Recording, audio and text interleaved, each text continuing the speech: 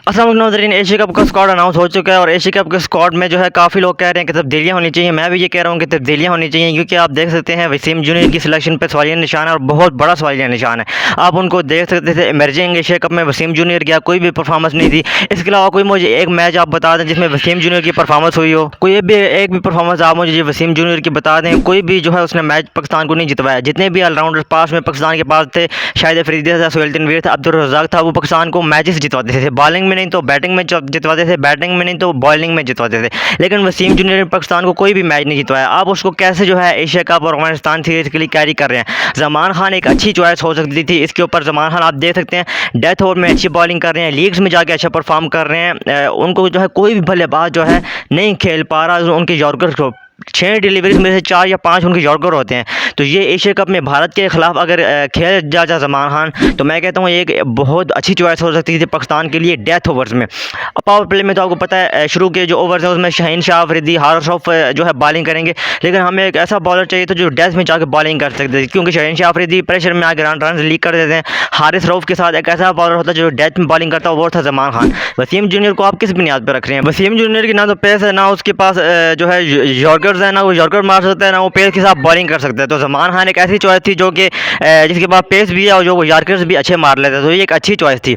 Selection number 2 पे मैं बात करना चाहूँगा। जो सिलेक्शन हुई है मोहम्मद नवाज़ की, बिल्कुल जो है बेकार सिलेक्शन हुई है। इमाद वसीम को आना चाहिए था। इमाद वसीम ने PSL में अच्छा परफॉर्म किया, लीडिंग रन स्कोरर रहा है, इसके अलावा विकेट्स भी लेता रहा है, पावर प्ले में बॉलिंग भी कर लेता है। तो मोहम्मद नवाज़ के पास ना तो इतना एक्सपीरियंस है, जिस तरह से वो बैटिंग में फ्लॉप हो जाता है। कभी कभार जो है उसकी बॉलिंग चल जाए, नहीं तो वो बॉलिंग में जो है रन लीक्स कर जाता है। तो इमाद वसीम की चॉइस अच्छी थी, जो कि कैप्टनसी का एक्सपीरियंस भी है उनके पास, वो बाबर की हेल्प भी कर सकते थे एशिया कप में। तो ये एक अच्छी चॉइस थी इमाद वसीम की ओवर टू मोहम्मद नवाज़ के ऊपर। तो ये बिल्कुल बेकार सिलेक्शन कर रहे हैं।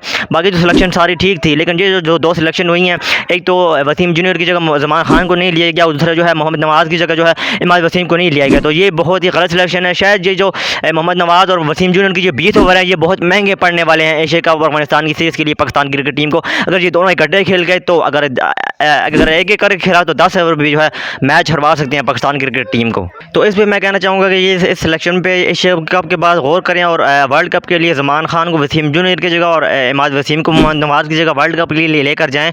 तो ये तो क्लियर हो जाएगा एशिया कप में कि वसीम जूनियर और मोहम्मद नवाज़ की जो सिलेक्शन थी बिल्कुल सरासर गलत थी, 100%। तो अब मैं बात करना चाहूँगा पाकिस्तान क्रिकेट टीम की ओपनिंग पेयर पे। ओपनिंग पे अभी जिस तरह से फ़खर जमान का जो है कम बैक हुआ है, फ़खर जमान जो है कम बैक कर रहे हैं अफगानिस्तान और एशिया कप की सीरीज़ के लिए। अगर वो एशिया कप में और अफगानिस्तान की सीरीज़ में अच्छा परफॉर्म करते हैं तो मे भी हो सकता है कि उनको वर्ल्ड कप के लिए इंडिया में जो है कैरी करके लेके जाए पाकिस्तान क्रिकेट टीम। तो इसमें अभी देखना पड़ेगा कि इमाम उल हक भी जो है स्क्वाड का हिस्सा अफगानिस्तान की सीरीज़ और एशिया कप के लिए।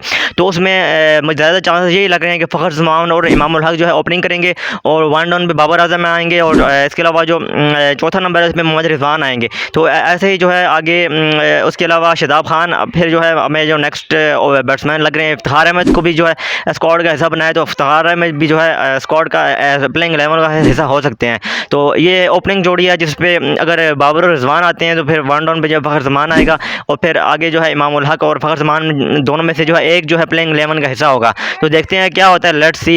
जो भी जो सिलेक्शन हुई है वो जो है खुल के सामने आ जाएगी एशिया कप और अफगानिस्तान की सीरीज़ में। तो लेट्स सी के सारी जो है जितने भी हमारे सवालात हैं PCB को कि वो वसीम जूनियर और मोहम्मद नवाज़ को जो है बाहर करेंगे और इमाद वसीम और जमान खान को अंदर लेके आएंगे। और ये जो हमारा ओपनिंग पेयर है फ़खर जमान और इमाम उल हक का, ये अच्छा परफॉर्म करेंगे एशिया कप में और वो अफगानिस्तान की सीरीज़ में। तो मे भी जो हो सकता है हम इनको आगे वर्ल्ड कप के लिए भी कैरी करें।